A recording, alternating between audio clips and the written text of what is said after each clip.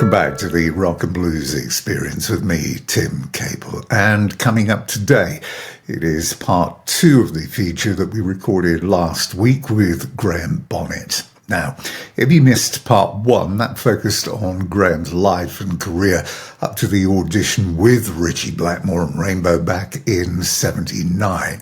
Coming up today, we're going to be picking it up on the release of Rainbow's Down to Earth and a year of touring the world, which was Graham's first ever global tour. And plenty of tour tales and hijinks, including, well, who would ever forget Cozy Powell dressed as a monk hiding in a hotel room behind a curtain?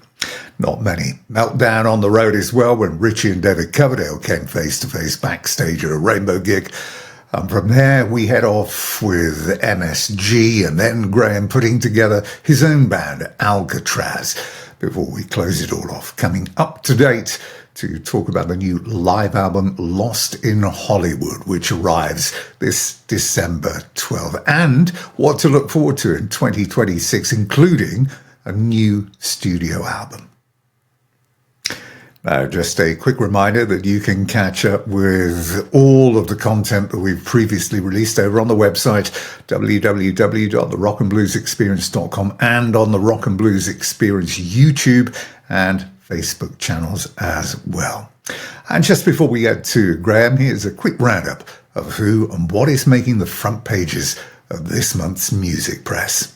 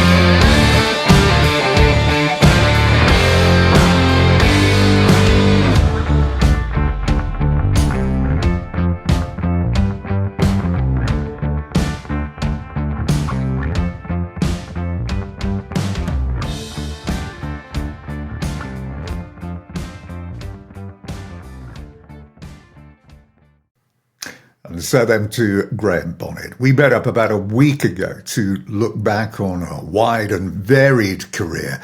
And we begin part 2 today with Rainbow releasing Down to Earth. We were talking about those pranks that Blackmore was known for, and Don Airey running down the corridor, screaming because he thought a bloke in a hooded monk's outfit was in his room, and it was actually Cozy Powell. Yeah, he would do that. It's typical Cozy, you know. He would join in with Ritchie, but sometimes Ritchie got on his bloody nerves, you know. But once in a while, if he can do a prank, so to speak, I can imagine that. But I said, I'm talking about the threads on the door and all that kind of stuff. He would pull the anyway. Conflict. There was a few conflicts, wasn't there, between Ritchie and Cozy. Cozy thought that you were becoming, or the band was going too commercial. He particularly didn't like Since You've Been Gone, and it was Ritchie, after Bruce Payne had introduced it, that was the one who was the driving force in getting you to record the record. What were your initial thoughts when you heard it? Well, I didn't see how it suited the band at all, because Cozy was like, oh, I know that fucker. I saw his cursing, and spitting and throwing up about doing it. And I think Cozy put that down as the last thing he did, because we thought at first it wasn't going to go on the album, because it was too poppy. But when Cozy came over to my apartment later in London, he said, you saved that album by doing that, you know. And that song that Russ Ballard wrote just broke the band, you know, suddenly on radio everywhere. Whereas they weren't before. I'd never heard of Rainbow, as I said. And I used to listen to the radio all day, Capital Radio, Radio 1, etc. And I'd never heard of Rainbow. And so suddenly, Rainbow's on the rainbow, on the rainbow. So the album comes out. It is this huge commercial hit. The best review I saw when this came out was a guy called Martin Popoff, who's very well known. And he said, it is a real corker. This, he said, it is imperative that you play it loud, jump up and down, preferably smashing yourself over the head with a tea tray. Yes. How about that? He's in Australia, right? Popoff was he was in Canada and the US. Oh, okay. I think, but he was legendary for his pro and legendary also for cutting people literally with, you know, a swipe of the pen. But I mean, that was just such a great review because he said that Cozy Powell's drums sounded like somebody that was hitting a tea tray. Pretty much. In fact, that's what he did. I mean, Cozy probably played the drums the way he did in anger. Say, you know, let's get this over with. He really hated it, you know. But anyway, it turned us all around, you know. Really good. Well, then begins this incredible year for you of touring, the first major tour.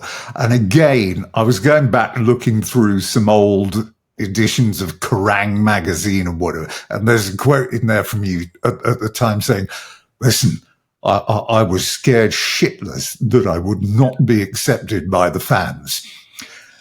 And then September the 2nd, Lakeland Civic Centre, that was your first gig. What do you remember? Yeah. Yes, I do. Because I was really scared because I'd never been on a tour before like this, you know, the buses and all that stuff. And I remember when we were driving up in the bus, the band bus, that place, outside that place, what was it? The Civic Centre? Yeah, it was the Lakeland Civic Centre. You were with the Blue Oyster Cult. Yeah. Well, outside that place was a crowd that was like a big long caterpillar of people. You know what I mean? It was all leather. And people were holding up pictures that they'd drawn of every member of the band. And it was kind of like, oh, look at that. I couldn't believe it. And we got into the dressing room and Cozy said, see what I mean? See what I mean? It's going to be good, mate. It's going to be good. It's going to be good. And I said, I'm so nervous. He said, well, don't be nervous. I've got to go for a piss. I'm going to go. He said, don't be nervous. He said, it's going to be great. And actually it was. It was really good. I went out there and the sound of that audience was like a shot in the arm of fucking adrenaline. You know, it really was. Yeah. I was like, where? I couldn't believe how many people were there. Thousands of bloody people. And so I did my bit. And after we finished, Cozy looked at me and goes, oh, shit, you were fucking great. He didn't play very well. You said... you fucking get him. But he was really proud of me. I'd never done anything like that before. And you did say that you loved the recognition and the fame when it first happened. You know, people are recognizing you, want to talk to you, and everything from zero or from nothing to 100 in very, very quick time. Yeah, but you enjoyed it. You loved it. Did you do anything ridiculous, by the way, when there's a bit of money coming in? Did you make any ludicrous purchases? No, nothing. Never. And no, I didn't really. No, I can't think. Oh, one guitar. I bought a guitar, which is really nice, which I smashed in the garden one day because I was pissed off with something or other and burned it. I was Jimi Hendrix. It was a really, really nice guitar, a Martin. acoustic, and it cost like, I don't know how much, but a lot of money, and it was really beautiful. And I smashed it up in anger. But I didn't really make any, I don't drive, so I didn't buy a car. I didn't buy a house because I didn't have that much. All the money I made in Rainbow went somewhere else, not to me. It went to my manager and the manager of the band. So So my manager put an extension on his house. I put an extension on my penis. I mean, it was really, it was sickening. At the time, my girlfriend, she just said, you're being ripped off, Graham. Yeah. It's not an unusual story, is it? No. But there was no time for you to stop and think, was there? Because you were in, you were right the way up until, I think it was December the 12th with the US tour. Then you're immediately back on with France, Netherlands. Then you're into the UK, February 20th at City Hall, Newcastle. This was where the famous Colin stopping for a pee and then getting lost in the van. Story.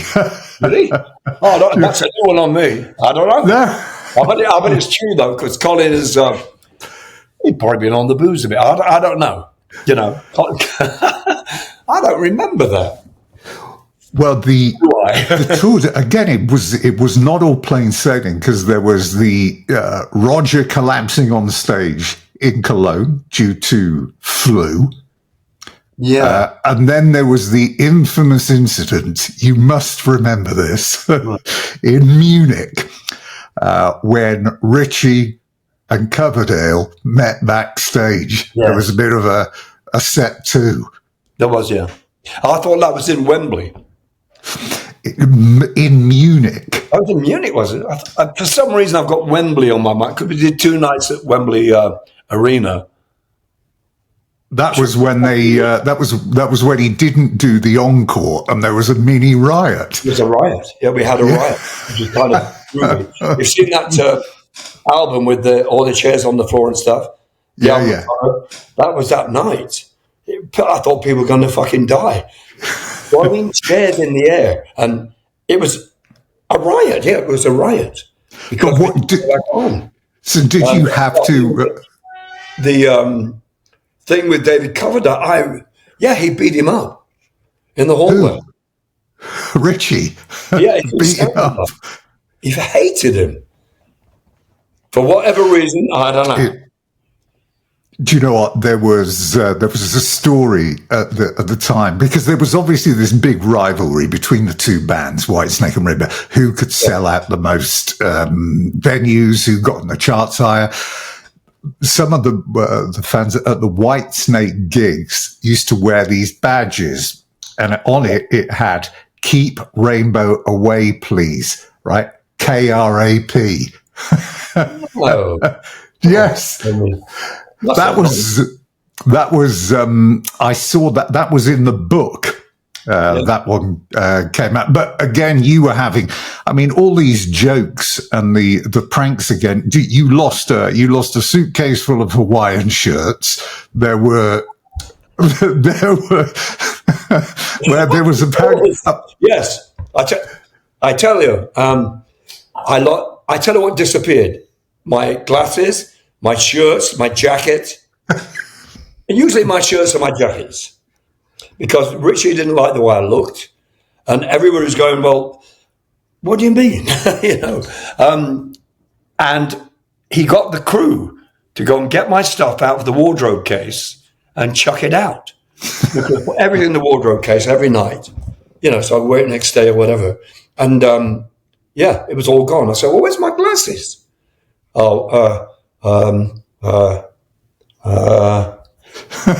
It's the crew.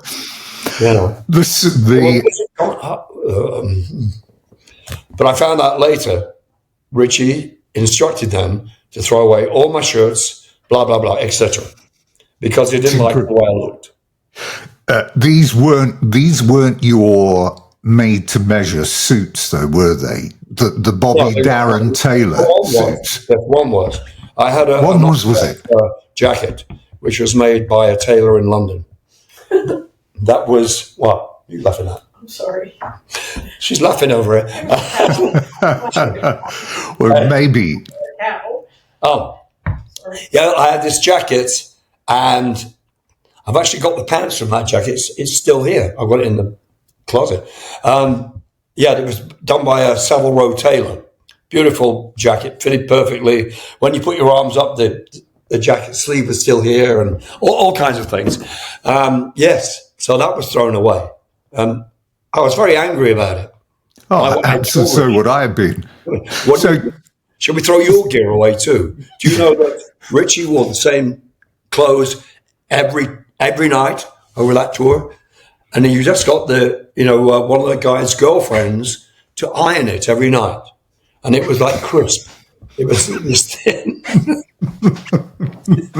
This thin bloody, whatever it was, a spandex type shirt. Yeah. With the ties on it. And it was like, I touched it, and it was thin as fuck. But they ironed it every night for him because he wouldn't wear anything else. It was his lucky outfit and the white shoes. So why wouldn't I throw that away? Why wouldn't I say, he was the boss, But to throw my gear away was, no. What did you think when it was suggested that Ritchie wanted Carole King's "Will You Still Love Me" in the set? Oh, that was okay with me. I thought it would be, but did you think? When he first recommended? When he first recommended, you think, what? Well, we're doing a heavy metal version. Ritchie has my album, and that track, "Will You Still Love Me Tomorrow," was on that album he had. And I was in Ritchie's house one day, and he had a couple of people over to visit. They were having a drink downstairs in his bar, and I can't remember who I was with. Some of the girls, I think the drum tech's girlfriend or something. I was sitting with her, talking to her, and all of a sudden, "Will You Still," my track comes on, and then it stopped, and they go, and it came on again. And then again, Ritchie played it like 4 times. And I said to Rog, I said, what the hell's that about? He says he loves that. He loves that track. Okay. Brilliant. So we did it live, but it was completely wrong. I wasn't into it. I wasn't expecting it to happen. And it happened and that was on the, Monsters of Rock first, the Castle Donington. Yes, yeah. I'm going, I looked across at Rick. I heard this little ding, ding, ding, ding, ding. He's playing a D chord. And I looked across and went, what? And he goes, I don't know. I was going, what here? I was tired. And I thought, well, I'm not going to get all those notes and stuff. Because I thought, oh, bloody hell. Because this, there's lots of octaves in it, boy. Anyway, we did it, and it went down fairly well, but it wasn't the way I normally sang it. But the audience liked it. You went on to Japan a couple of nights, 3 nights of the Budokan. Yeah. What I particularly liked about them doing these tours in Japan when they were very big was because when you got over there was a Graham lookalike contest amongst the fans. Yeah, there still is. Yeah, believe it or not, there really is. The Japanese are weird for that kind of thing, dressing up and in costume to look like somebody else. And we did a show, me and Bethany, for a birthday party. Oh yeah, my birthday party. Yeah, for Bethany's birthday party in Japan, and there were a couple of girls dressed up as me, and it wasn't like that. There was a one-armed cozy drummer. Oh yeah, and a drummer with one arm, and he was good. And he was playing Cozy's licks, but he was very good. But they all got. It was like a party, just loony. People getting on stage and singing whatever, But there were these, that thing is still going on. One Japanese guy we know has changed his name to Graham Bonnet. He has an Alcatrazz tribute band. Oh, and he has an Alcatrazz tribute band too. Graham Bonnet. He's good. But it's kind of fun. Yeah, it's still there. The Japanese are probably the best fans in the bloody world. Because I see them every time we play there. I see people I've known for years, since 1980, 1979. And they still come to see the shows. So you're moving into Donington time. Now, your dad, Lou, said, you look like a bunch of yobbos. Like long hair and spandex. Well, I don't know what all this is about. And then you had them all along to Donington for the first Monsters of Rock. And they couldn't believe what they saw, could they? Yeah, that's right. Incredibly proud moment for you. It was, yeah. And I remember Lou say that. My brother was a bit like that too. He used to say, well, Graham, you sound like everybody else on this. I said, oh, okay. I said, no, what? And anyway, yeah, Lou, after the show was, like next day or whatever, he said to me, I couldn't believe how incredible the band was and the intricate playing and how huge it was, the show, because the show was it was quadraphonic, so it's all the way, all around the fucking audience from back to front, so speakers everywhere, and he was just impressed. He was very proud of me. He really was, because I did the best I could for my parents and for my brother. It was an incredible time. I was there. Okay, so that was It's pretty much one of the first things that gigs I'd ever done. I've been to see Uriah Heep, and I remember I think there was 3 or 4 of us that got there, and only to see Rainbow. I mean, that was the thing. I mean, nobody knew who Riot were or the rest of it. Judas Priest, obviously, but I did like the story of Cozy. Cozy's great quote was my last show, literally, mate, is every man for himself when we get out there. But his pyros at the test event, the explosions were heard 3 miles away, and he blew the PA out. He did, yeah. It was Jellic night, I mean, we had that big we had the big explosion at the end of the show, but not bloody Jellic night, for Christ's sake. So the PA had to be restored, replaced. Sensational. It was a fucking bomb. Well, obviously. And here's the thing. So, I mean, we were big fans. But back in the day, I was a big fan. And you were simply all set for a follow-up. And then it doesn't happen.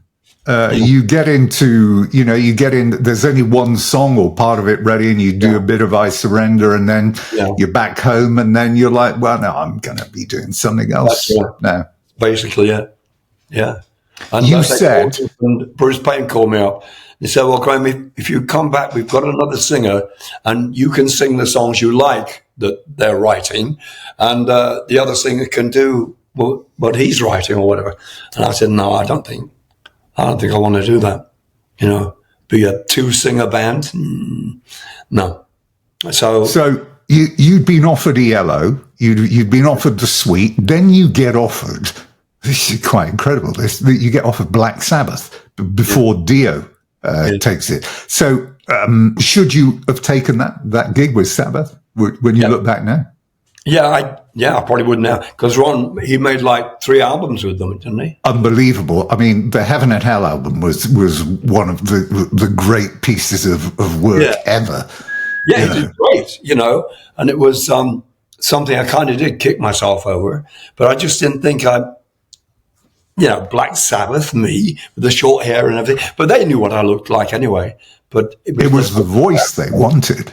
Did you actually meet the guys at all? I mean, did you go meet them? Did you? Later, but that was just a phone call from one. I can't remember who called me now, but it was a phone call, and I know the guys now, kind of thing. But yeah. I mean, that was then. I didn't really want to be in a band again for some reason, and then things changed a little bit. Yeah, Cozy invites you down to the country club, didn't he, in LA to watch this band called MSG with Gary Barden, and then says, well, do you fancy it? Yeah. That an offer you couldn't refuse. Well, yeah, I mean, after the show was over, I was up on the balcony, I remember, and he came up to me and said, what do you think of the shot? It was fucking great. It's great, man. Cozy. Great band. Oh, what a player Michael is, you know. And he said, yeah. He said, I know. But yeah, he said, do you like the band? I said, yeah, I do. He said, do you want to be in it? What? So I said, what do you mean? Well, do you want to be, you know, the singer of this band? I don't know, you know. I said, well, what about Gary? It's great. What's the difference? You know, what is it? And he said, well, he's going to leave. And I said, why? He says, because we want you. Well, that's part of it. And the next thing I knew, I was meeting Martin Birch talking about the production of the album. It's funny, isn't it? Because at the time, they were managed by Peter Mensch and Cliff Bernstein, who just started Q Prime off. And Mensch wanted Coverdale. Yeah. And I remember talking to Michael Schenker, and he said, I spoke to, he said, we met, we talked and whatever, but Michael always wanted you. Yeah. It must be great to be in that position, isn't it? When you know that the people want you. Yeah. It was incredible. Because, I mean, I thought, why? Why? What's the fucking difference? You know, David Coverdale, do it fine. Well, I'd probably do it okay, you know, the band thing. But, you know, David was in the band at the time, I think, I'm not sure. Yeah, Whitesnake. He was managed by the same people in England, you know. And so I don't know what he was fucking doing. But I thought, well, he can do it. What's up with that? So you've worked with Blackmore, you've worked with Schenker. You then set up Alcatrazz, and you have this 18-year-old kid wandering one day that nobody had ever heard of, Yngwie Malmsteen. Yeah. And you were literally, stopped in your tracks. Mm-hmm. An incredible musician. Whose recommendation was it, or how did you find him? He was recommended for us by a guy in the store.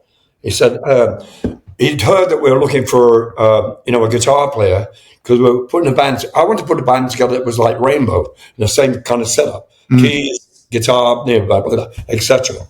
And this kid said to one of our band, I can't remember who it was now, but he had a guitar player that would be really perfect for this band. And so I called him up. And I said, this is Graham Bonnet. And he went, no. Who is this? Who is it really? I said, Graham. I said, we'd like you to come along and rehearse with us, you know.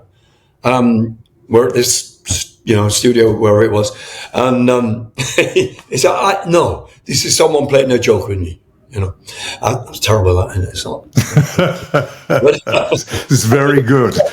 And so he came along, but before he came along, I said, he realized when I spoke to him again, he said, it's real, isn't it? I said, yes, it is real. I said, but could you do a favor for me? Could you learn a song called SOS? It's a Russ Ballard song, and also probably Since You've Been Gone.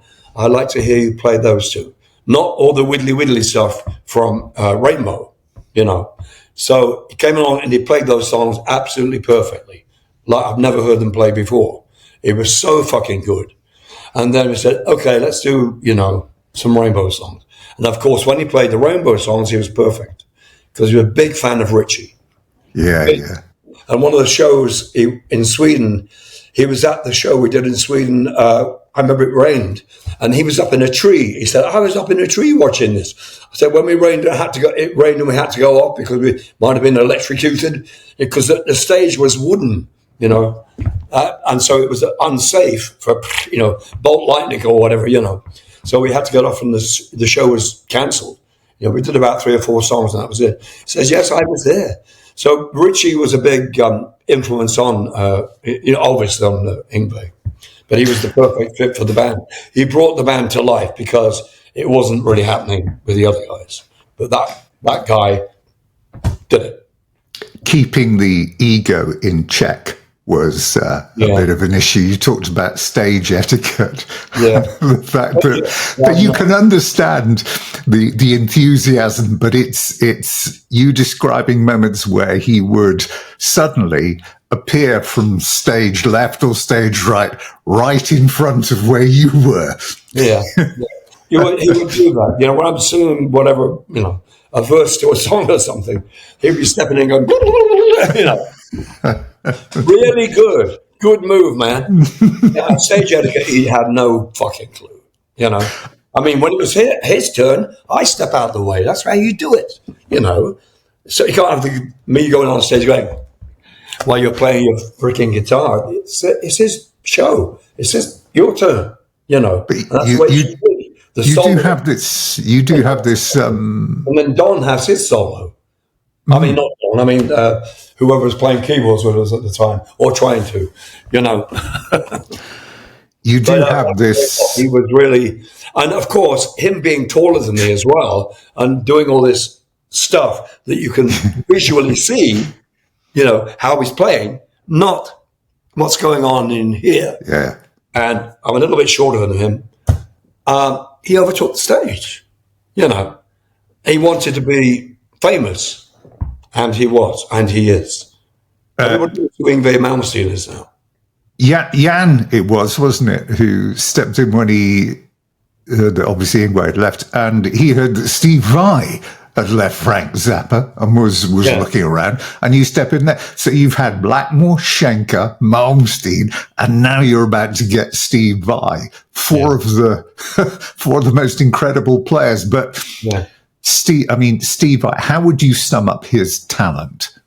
Well, he's very unusual. The way he plays, for instance, is one thing. You know, I remember showing my mum and dad a video of him or something, because my mum and dad were staying with us in the States. They came over to visit, and we were recording the new album of Alcatrazz at the time at Cherokee Studios. And I said, look at the way he plays. And Steve had this video where he was playing. I said, he plays it like a piano. I've never heard anything like it. Then he does this thing, it sounds like bagpipes. What's going on with it? I said, it's amazing. So they were like thrilled with what was going down. And so I always took a tape home when we recorded something and played it to my mum and dad for their opinion. You know, and they were just excited about this new guitar player. And he was amazing because he'd been working with Frank Zappa. He had a different way of looking at songs. You know, it didn't sort of go like this, straight ahead. There'll be a right turn or a left turn or somewhere down that way, you know. So it didn't go where you expected it. And I listened to what he was doing and I said, yeah, that's fucking great, Steve. So I would go to Steve's house and sit with him, in the afternoon sometime and go through all the ideas he had. And we hit it off straight away because then he would come over to my place and go and have a swim in the pool or something with his girlfriend. Then now it's his wife, and play with my kids.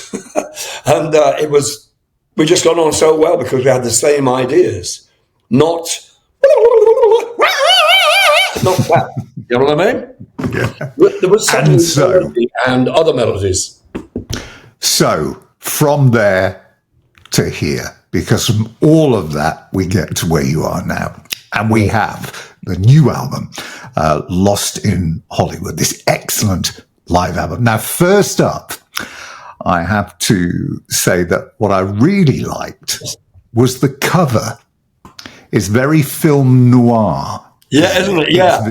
It's a bit those LA Confidential. Those movies where it's like cartoon and real. What's his name? The actor in them. Which film? The style you're talking about.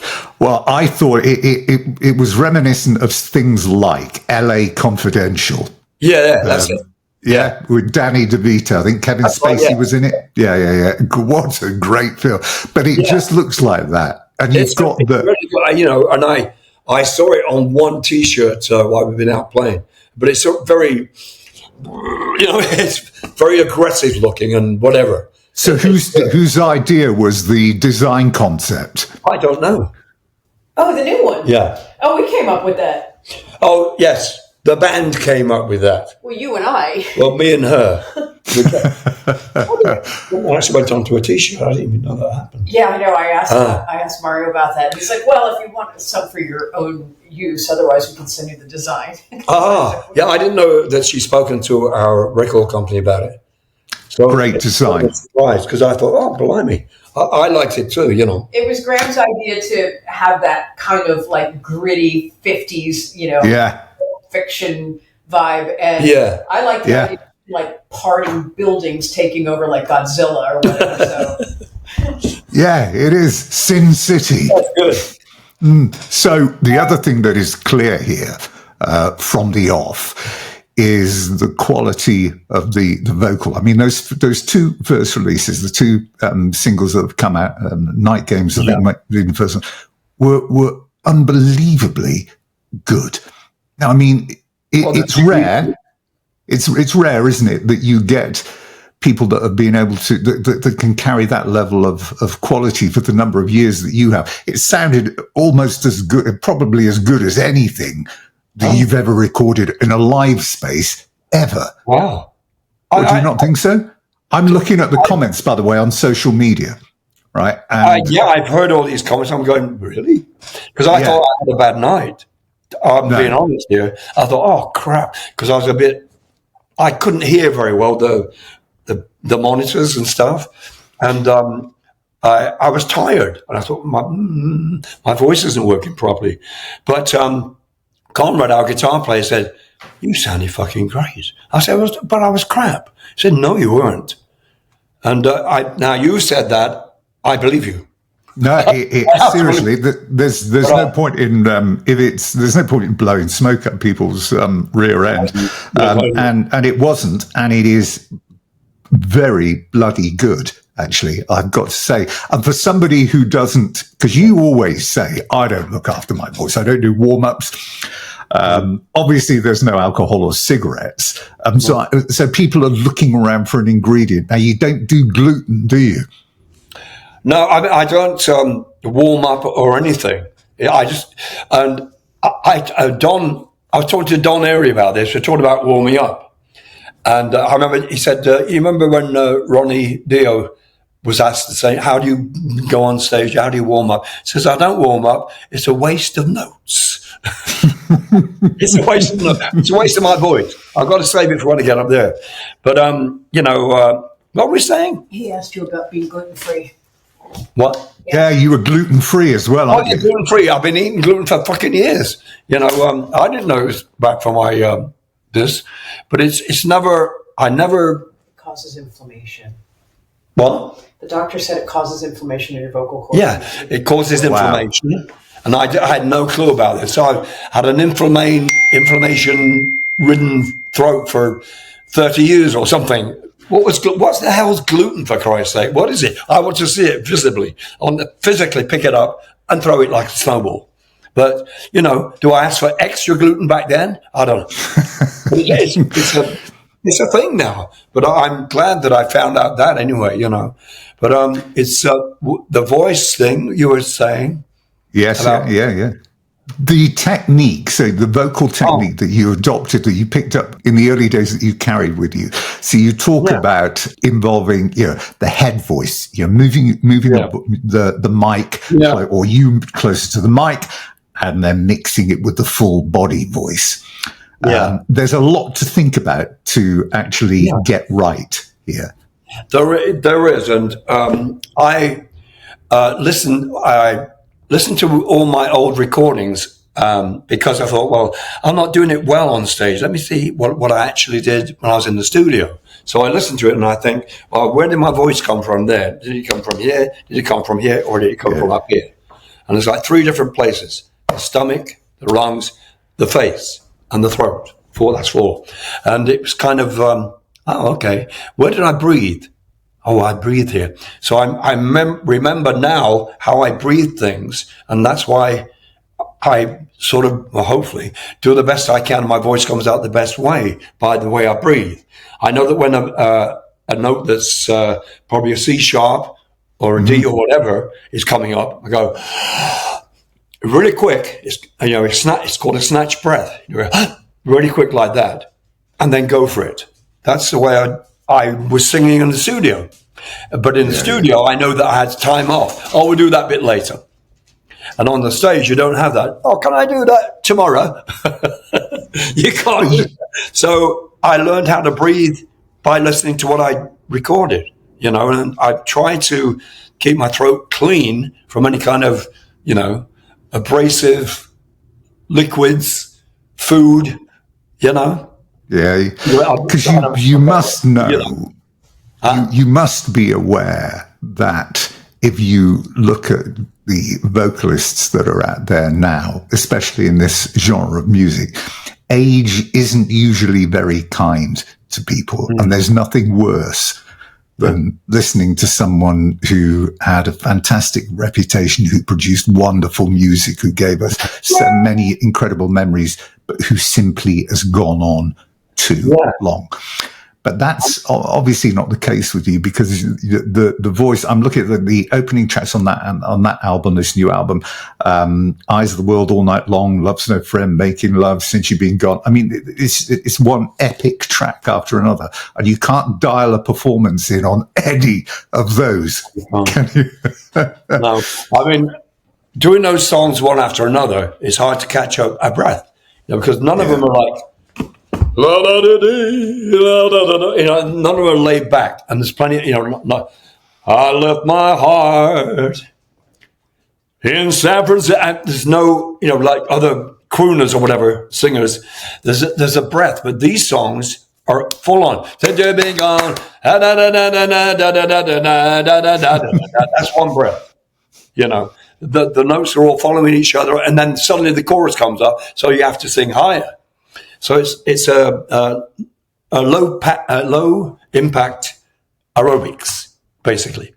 So you got to work out as well. When I finished a show, I've told Bethany a million times, the back of my legs ache, my bum, and not my throat, but my back and my bum and my legs, because you don't realize how much you use your body just to produce a certain note, you know, and it's difficult to do sometimes. You know, do I use falsetto? No, I don't want to. I've got to make it real, you know. And sometimes it doesn't bloody well work, you know. You might get one of those. And how do you feel, here we are in 2025, going on into 2026, that people are going to go out and buy this because people still want to watch you and people still want to hear you and listen to you sing these tunes? It must be a great feeling, actually. Yeah. I mean, it really is. I'm just surprised that I'm, not still doing this. I know I'd always sing till the day I fall over, you know, whatever I was doing. But it's wonderful to see the audience who now are sort of mixed now. There's very young people, more girls as well, we've been playing to, more women, more young people in there. Some of them are like 15, you know, the babies. Incredible. And they're so praiseworthy, you know. It's like, what the hell? You know, they come up to me and the band, how do you do that? And then the older guys come up to me and go, how the fucking hell do you do that? I said, I don't know. I just do. And I've been just lucky. I've got my granddad's lungs. I didn't borrow them. I have the same shaped lungs as my granddad, which is a lot of air. And I have the same shaped face as my dad. And it's sort of the two, you know, the combination seems to go very well. But I remember granddad, he had lungs. I remember he used to take his shirt off at the farm. Shirt would come off, and he was shaped like a greyhound. Had a big chest here, very narrow hips. I'm the same. You know, and long arms. He had very long arms. But so, thank you, Granddad. Granddad Bonnet. You gave me the body I have. Thank you. So, last couple of things. Your body. Last couple of things. So, this is due out in the early part of December. So, what are the plans for you in the medium term after this? Yeah. What? Come here. What do you say? You might want to know our plans. I will now introduce to you the lovely Bethany Heavenstone, who manages the band, gets all the flights together, and she can tell you exactly what we're doing. That's okay. No, that is absolutely fabulous. She's in the freaking band, for Christ's sake. She is our bass player, but she's also our freaking manager, which is horrible. Not by choice, by the way. Not by choice. We had to do this. Foisted upon me. Yep. It was. No, I do like the looking back to your story, just picking up the bass because it happened to be left by your boyfriend after he moved out, and that's how it all started. And you end up with James Brown's widow in I forgot the name of the band now, but Dangerous. Yeah, that's it.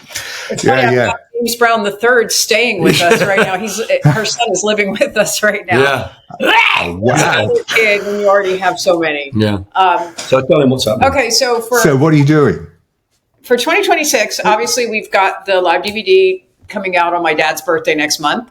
And then we're currently working on a 4th studio album, which is going to be magnificent. Graham did a duet with Bruce Dickinson.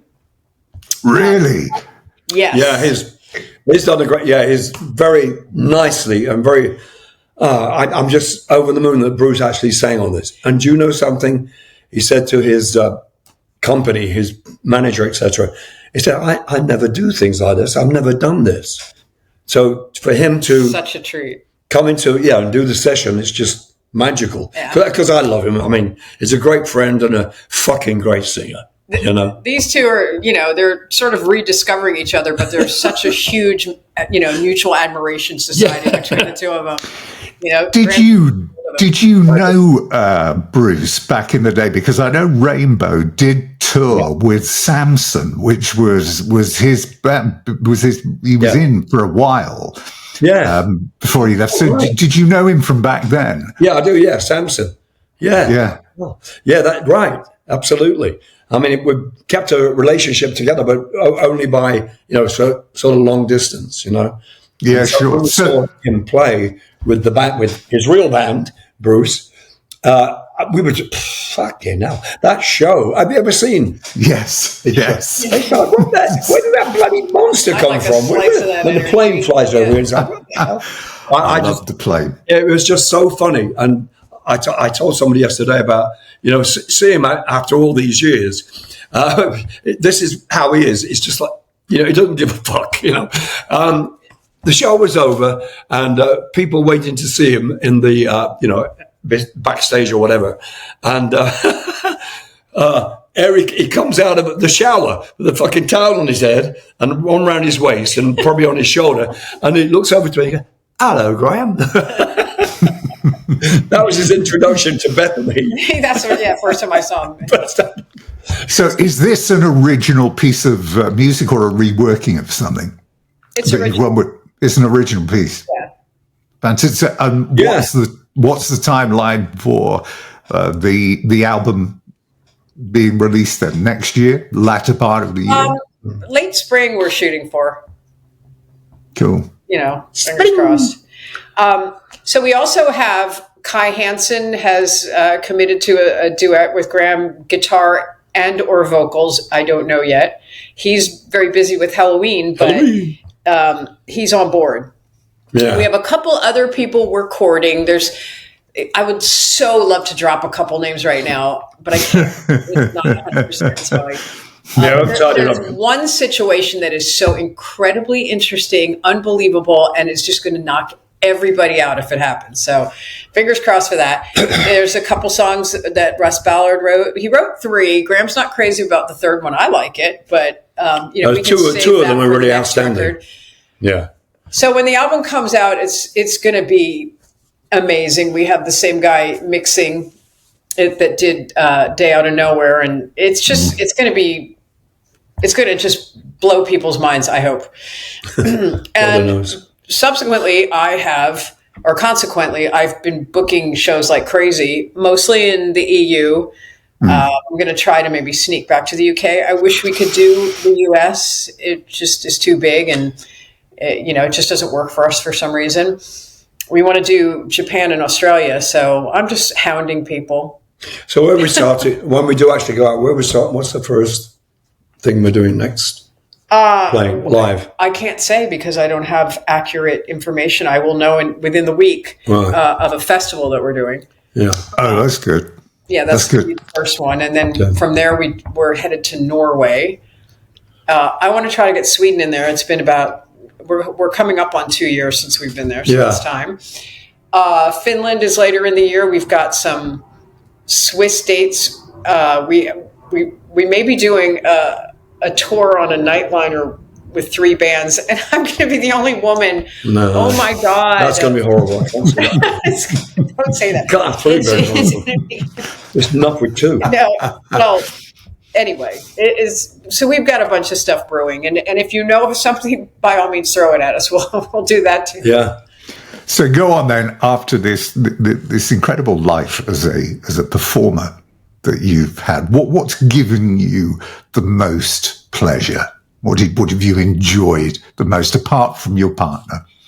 Meeting your partner. I was going to do that. You took the joke away, didn't you?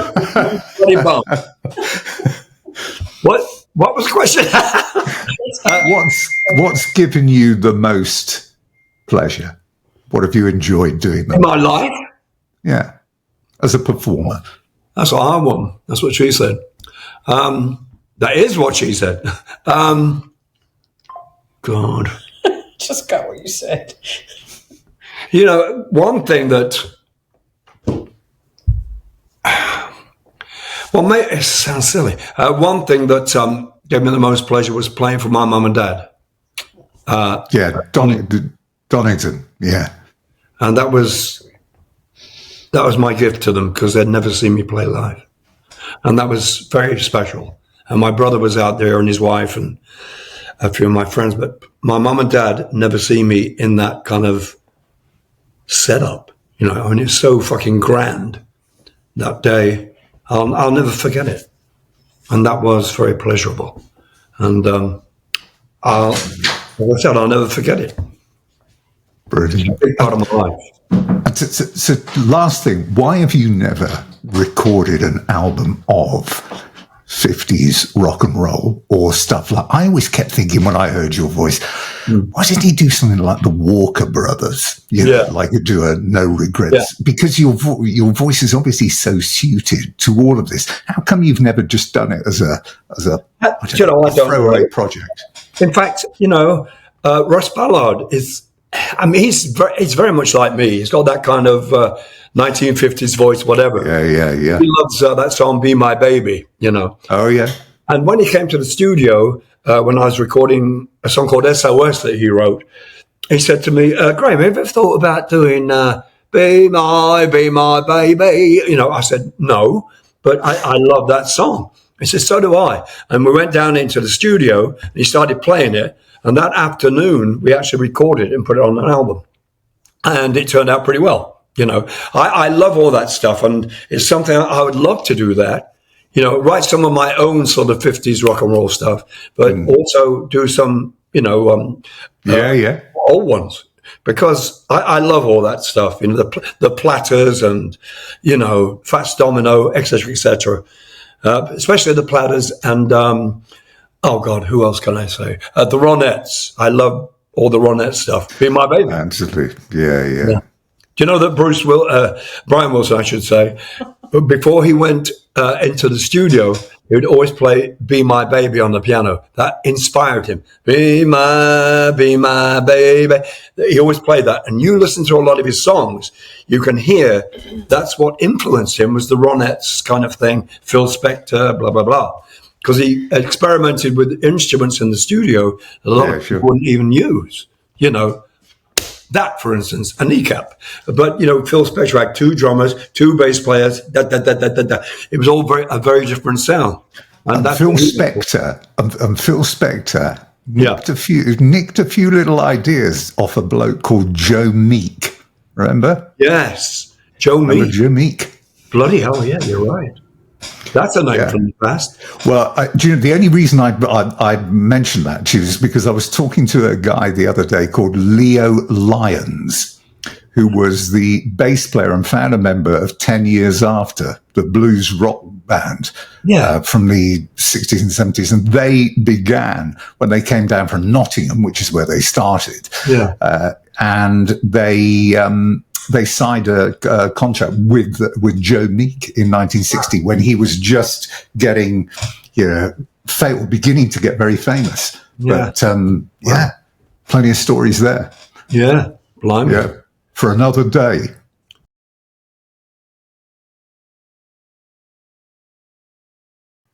Well, that was Graham Bonnet, and do check out that new album as well, Lost in Hollywood. There are a few video releases that have come out already, and he is clearly still capable of performing at the very top level. Can't wait to hear as well Bruce Dickinson's contribution on that next studio album to come next year. And that is it for today. Don't forget, if you want to get in touch or catch up with anything, then head to the website, www.therockandbluesexperience.com, or the Rock and Blues Experience YouTube or Facebook pages. Plenty more to come as well before the holidays, including a catch-up with Jeff Downs, talking about what's going to be a really busy year next year for him, with a new Asia album on the way, and of course a huge Yes tour going around the globe as well. I hope you can join me for that. Until next time, from me, Tim Cable, bye-bye for now.